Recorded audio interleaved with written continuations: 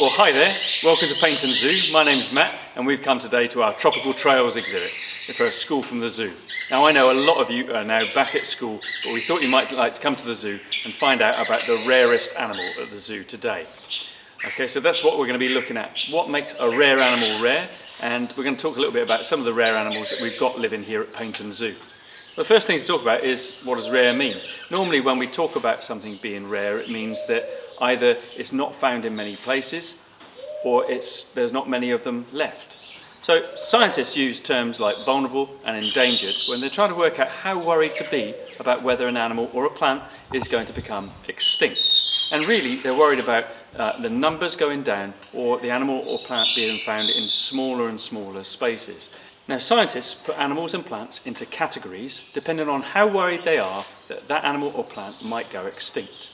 And really they're looking for a few clues that tell them how worried to be. One is if that animal has been found in lots and lots of different places in history, but now is found in just a smaller and smaller part of that range.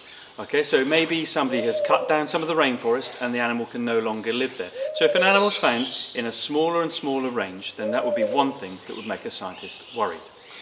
Another thing that might make them worried is if there were lots and lots of that animal or plant and people have hunted them or they've been lost over time and now there are fewer of them left. So if there's been a decline in the population over time, then that would be another thing that would make the scientists worried. And the final thing might be if they were only ever found in just a very small area in the first place. Maybe they're only found on one island, okay, and that might leave that animal vulnerable to extinction too. So clues like that can help a scientist work out whether they should be worried about the animal.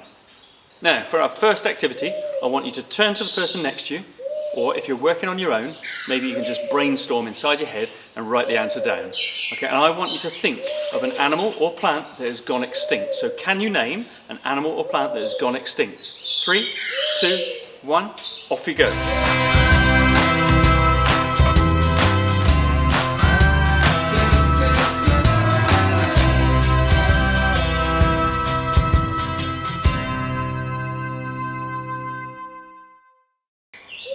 Now I'm hoping you came up with some good answers.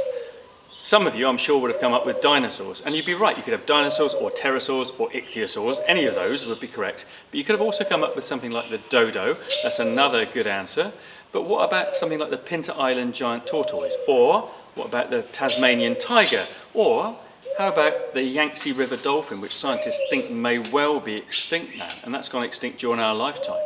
So there are other animals that have gone extinct. Extinct means there's no longer any left, anywhere in the world. Now we're going to start at the opposite end of the spectrum. There are some animals and plants that scientists are not worried about, that they do not think they're going to go extinct. Now we talk about these being least concern. So maybe if there is an animal that there are lots of them left and they're found across a big area, they're found in lots of different habitats, then scientists would say that they're not worried that those are about to go extinct. And a good example of those here at Paignton Zoo would be our peccaries. We've got some very cute peccaries. They come from South and Central America and they're found in lots of different habitats. They can live in forest, okay, but they can be found in other places too, and they'll run around, they'll eat lots of different things, okay, and they're very interesting to watch, but scientists aren't worried that they're about to go extinct in the wild. Even though they're hunted, and even though in some places their habitat is being damaged, there's plenty of them left, and scientists don't think they'll go extinct. So the scientists would say they're of least concern. Right, now scientists would say that cheetah are vulnerable, and they're most worried about the fact that they've been lost from lots and lots of different countries. They think there's about 7,000 cheetah left living in the wild, but they're most worried by the fact that they've been pushed out of different countries, and now they're only found in certain African countries, and there's about 50 that live outside of Africa, when they used to be found all over the place. Now, cheetah can be lost from a place, maybe because their habitat has been damaged, but also because people don't want to share their land with them. Think about it. If you're a farmer and maybe you're trying to look after your sheep or your goats, okay, is a cheetah really the animal that you would like to share your land with? Okay, we ask people to share their land with wildlife like cheetah and leopard and lion, okay, but in the UK, we lost our big predators a long time ago. Animals like the wolf and the lynx and the bear were all lost from the UK centuries ago. Right, now I've got a fun activity for you. I want you to turn to the kid next to you and you've got just 15 seconds to come up with some ideas about your spirit animal. So do you have an animal that means something special to you? Is there an animal that you would be really upset if it was lost? Okay, so for some people, maybe they think of an animal being special to them, okay, or that they feel a special connection with it. So have you got a spirit animal? You've got 15 seconds, 3, 2, 1, off you go.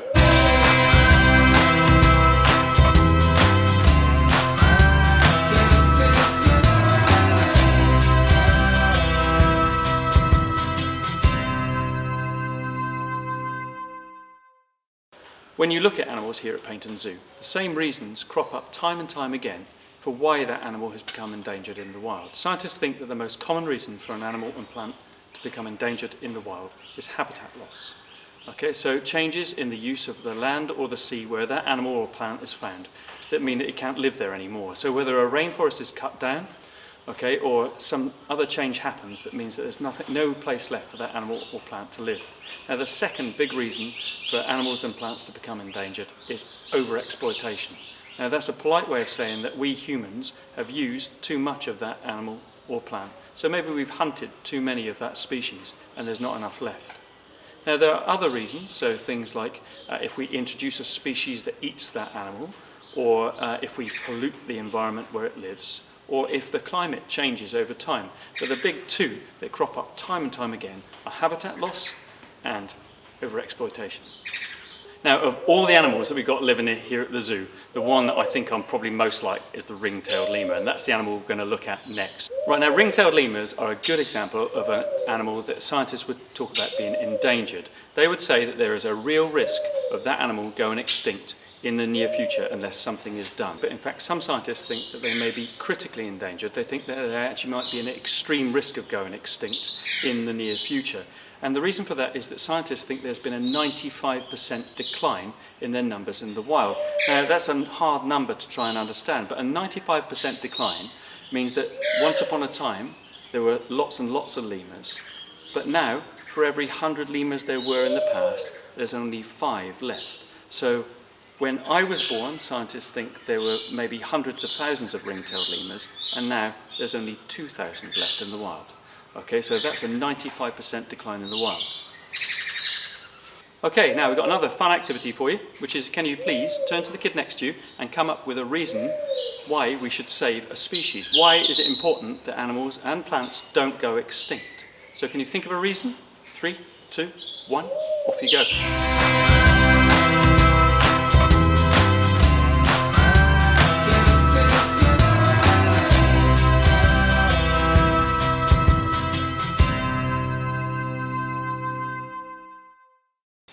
Now I hope you came up with some good reasons to save species. I can think of a few.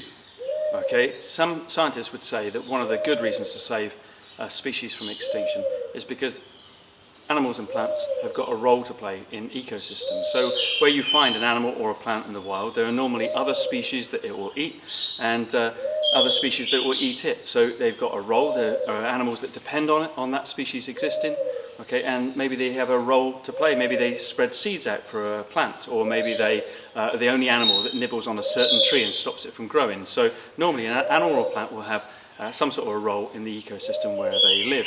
Now also scientists would say that the more different species we have, the more adaptable that place will be over time. Things will change over time, and we need the animals and plants that live there to be able to change slowly. So if there's only one type of tree left in a forest, if something changes and we lose that species of tree, then that forest will go. Whereas if there are lots of different species of tree in a forest, then as things change, maybe a new species will become more common there. Okay, and another reason to try and save species from extinction is sometimes we can actually get useful things from them. Scientists are doing lots of research on animals and plants at the minute that come from the rainforest that may provide us with useful medicines. Okay, and that's just one example. There are other animals and plants that we use and depend on all the time. Think of all the wood that you see around your house. Think of all the food that you eat. Okay, things that would have originally come from wild places that we now use all the time, and we depend upon them.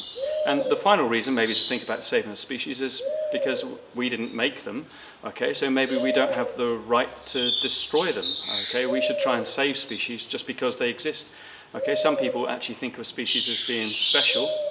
Okay, and they want to think that maybe their kids will still get to see those species in the wild. Now, some animals here at Paignton Zoo are even more endangered than that. We have a critically endangered species here, of which scientists think there are fewer than 50 left in the wild. In fact, there may not be any left in the wild at all. It's called an anam turtle, and although it looks like just a small green turtle, the sort of thing that a lot of people keep as pets, it's actually a different species.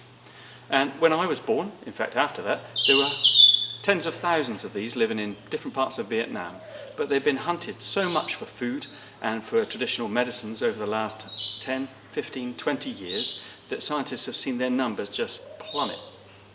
Now, we're trying to breed them here at Paignton Zoo, so we're part of a program to try and breed them so that they're not lost from the world, so they don't go extinct. But until we can solve the problems out in the wild, then we won't be able to send any back to Vietnam to be re-released. Now, if you come to Paignton Zoo, you can actually see them here in tropical trails, okay, and you'll see them swimming around. And when you see them, try and remember them. They're one of the most endangered species that we look after.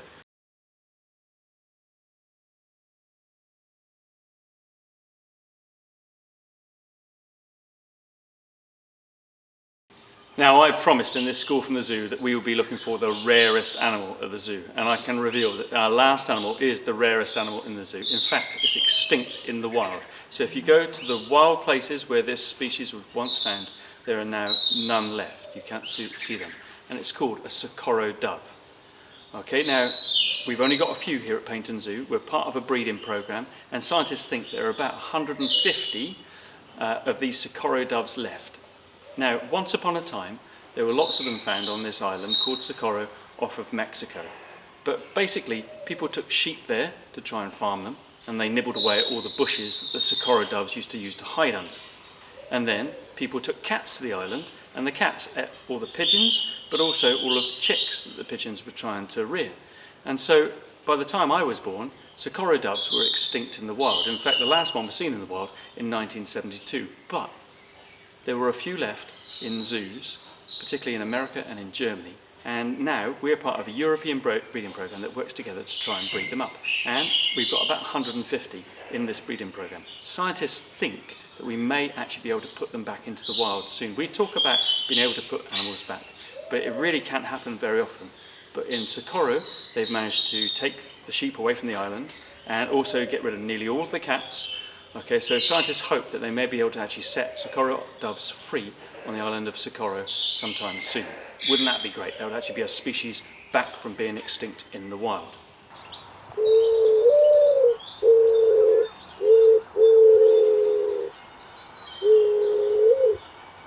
Now, I have to say, if you come to Paignton Zoo and you see our Socorro doves, I think then, being polite, they're not the most exciting bird that we have. They're small and they're brown. Okay, they're pretty, they've got a lovely song, okay, but when people look for extinct or endangered species, perhaps they're expecting something big and dramatic, and the Socorro dove, it just looks like a pigeon. So today, in School from the Zoo, we've met lots of different animals from here at Paignton Zoo, some of which scientists are not worried about, things like the peccary, which are least concerned, some, like the cheetah, Jazara and Kitwana, that scientists think may be at risk of extinction if something doesn't change. We've also met our ring-tailed lemurs and our anam turtles and our Socorro dove, and it was the Socorro dove that is the rarest animal at the zoo. Okay, now for this School from the Zoo, I've got a slightly different activity for you to try after we've finished, and that is I would like you to hold a class discussion. So teachers, you're going to need to get your seats in a circle. You're going to need to choose a speaker's token, something like a tennis ball or a cuddly toy, that only the person holding that token can speak. And if you want to speak, you need to put your hand up to ask for the teacher to pass you the speaker's token. Now, if you start speaking, I want you to say, I hear what you say, okay, and I agree about whatever the person before you has said. Or maybe you think, I hear what you say, but I disagree.